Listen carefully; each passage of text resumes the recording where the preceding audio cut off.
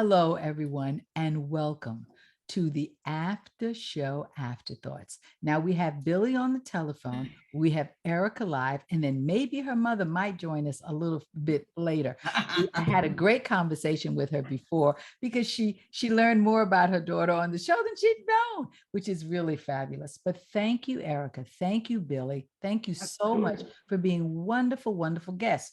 I really just don't want to hold you up because I know I've taken a lot of your time Happy to be here. On both coasts. It's really wonderful to have one on the East Coast, one on the West Coast. But I really wanted to just elaborate just a little bit on that last little thing that we were talking about, the changes in the business that we would all like to see. And I think it's inclusive of all of us. Yeah. Who belong to all the different groups of humanity. We would just like to see this business open up for everyone and give an opportunity. Billy, why don't you speak to that just a little bit more, just so that people will know what you talked about on the radio show. And then we'll go to Erika. Well, I would just like to see talent prevail, over nepotism and people playing like political games to get ahead. I would like to see that and have talent and merit get you the role that you deserve. So I guess that's what I would say. Yes. Now, Erika, your dream of not only the equity in our business, but really the informing people about inclusion internationally. Talk a little bit about that. Would you talk about on the show? I think for me, it becomes about how do you, it really becomes about one definition of disability for society, right? In other words, if you go into any parking lot, the universal symbol for disability is a wheelchair, right? But think about this, because a quarter of us have disabilities that can't be seen, like epilepsy, like a learning disability, like diabetes, like anything, there are. So does the symbol need to change? Absolutely. What does it need to change to? I have no idea, but that's a way to make sure that we all get included. Well, I think that's a challenge. I think it is, and it's a challenge. I think we should challenge the public. Yeah. In thinking, we do need to change that symbolism, that it's not appropriate, that it's not complementary, that it's very limiting. So I would welcome people to, in an advocacy movement, right, to try to change the symbolism that represents. Yes. And I would love it. It's a very interesting thing for someone like me who has one foot in both worlds, so that in a certain way, I'm the belle of the ball, right? When it comes to the quotes disabled world, I have just enough of a disability where it makes a difference. And yet in the disabled community, I'm in certain ways so far ahead of other people that it really does become like society sees me one way, and at this point, you go, okay, but it really does become about because I've been fiddling on the roof for so long, how do you keep that balance without falling off? And I hate to sound trite, but that's what a lot of this is literally just making sure that what you need is there, including a wonderful support team. Well, Billy? Yes. As you talked about your relationship with one of the most beloved actresses of soap operas, I just want to say something. How did that begin? Talk about that just for me a little bit. We didn't get a chance to. Okay, well, in July of 1997, Eileen was performing her cabaret act at at a restaurant that no longer exists. It was called Odette's, and it was located on South River Road in New Hope. So I went down there to see her perform. And then at the end of her show, Eileen went table to table and greeted everyone in the cabaret room as if they were invited guests, like lifelong friends. But wait a minute, So before you Yeah. continue, let the audience know exactly who you're talking about. You're calling her Oh, by sure first thing. name. Yes. Yeah, her name is Eileen Fulton, and for more than 50 years, she played Lisa on As the World Turns, which was a Ooh. daytime soap opera that aired on CBS. It was on the air 54 years. And one of my favorites. Mhm. yeah, and Eileen was on it, like I said, for more than 50 herself.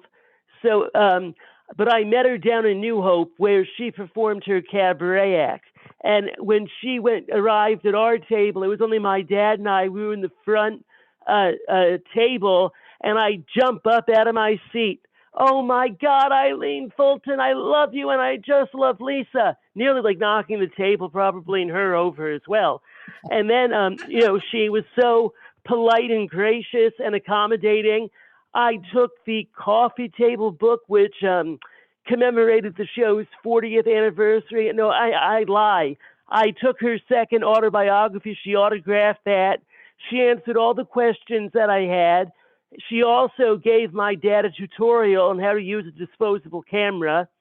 And so we took like 40 images. I'm teasing a bit. Wow. But anyway, then I went back every time she had an engagement at Odette's. And of course, then we became friends.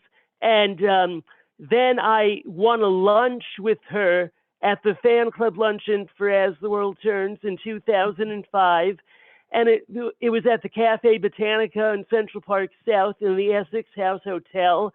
And so there she learned that I was performing a cabaret act locally.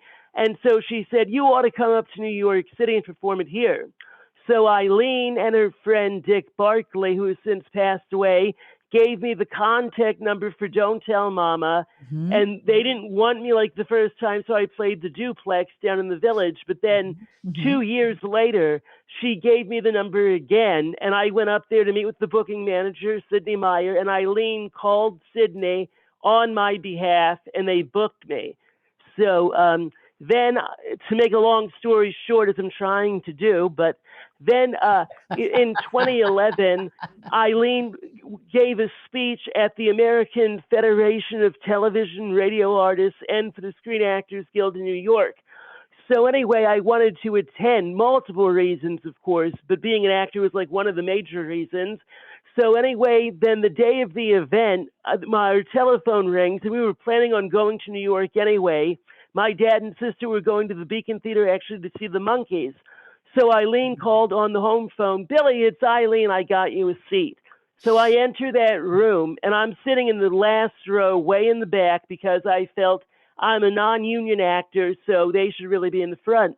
Well, then the moderator enters the room. Excuse me, where's Billy? And I waved my hand. She said, Eileen wants you to sit in the front. They scooted 3 union actors out of their front row seats so I could get in there. So, yeah. Now that's a memory. And now, Erika, you Yes. spoke a little bit about one of your favorite actors that I know Mhm. I knew. Yeah. Tell me one of your favorite moments with Mr. Hines. Wow. I think for me, it was getting to go to see the dress rehearsal of EUBIE. And I got to meet people like Gregory behind the backstage. And he captured my heart. I was, I think, all of 8. And it was not only magic to see him on stage, but he literally, he was taking off his makeup or whatever he was doing. He kissed me on the cheek. I don't think I washed my cheek for about a year. And I remember being very sort of naive, which you need as a writer in the arts anyway. And I wanted him to wait for me to grow up so that I could marry him. Listen, I was 8. How wonderful for both of you to Yeah. have those memories. Yeah. It's a gift, because a It lot of is, people yeah. don't get a chance to be up close and personal to people who a lot of people admire. And Eileen Fulton has always been a beauty and a lovely person. Anyone has Oh, ever yes. talked about her, she's always been lovely. And Gregory, who I knew quite well, was always charming and handsome. And always personable, making everyone feel like he was talking only to you. So I say to you both, I thank you very much. It's just a great conversation. Now, Erika, is your mother going to come back and say a word to me? Or she just I'm hoping. decided? Mom, Lynnie wants you to come back and say a word. Yes. The Abbott family was the family that this was, I knew your father. And from when I was in the showcase, and at that point in time, I was the one who they selected to stay with the show and go on. And so that's a long time ago, but I'm very glad to know you two ladies right now. Do you know, I never knew that story, that he and Ashton saw it as a showcase. Who directed the showcase? Julie Boyd. I remember that. Yeah, I remember that. Boyd. It was at 33rd Street, a theater off Park, and EUBIE, in fact, was there a couple of times, and I think he was there the time that when both Ashton and Ron came. So lovely memories of your family, and I just want to thank you all. Thank the 3 of you. Thank you, Billy. Thank both of you. Thank the Abbott family. Thank you, including Ronnie. Including Ronnie. The best. To say thank you so much for everything. Thank you for being in the show. All right. And with that, everyone, I'm going to now, I've been selfish with your time. I'm going to say, there's one thing I would like to tell you. Yes. As an older person in my 70s, almost 80, yes, I'm working more now than when I was younger. Part of it is you know yourself so much better. It's you make yourself visible. You really you grow into yourself. Right. You grow into it's a wonderful time. Yes, it is. Anytime that, it's a wonderful time in life when you're in your 20s, when you're in your 30s, when you're in your 40s, 50s, 60s, 70s, 80s, 90s. These are wonderful times. We just have to live wherever we are. Right. I thank the 3 of you. Thank you. Thank you. Thank you very much. I'm going to end this recording. Hold on for 1 second. I'm going to end the recording. I'm just going to say thank you, everyone, audience, for looking at the after show afterthoughts. Okay. And I'll see you the next time we air. Bye-bye. Definitely. What we should do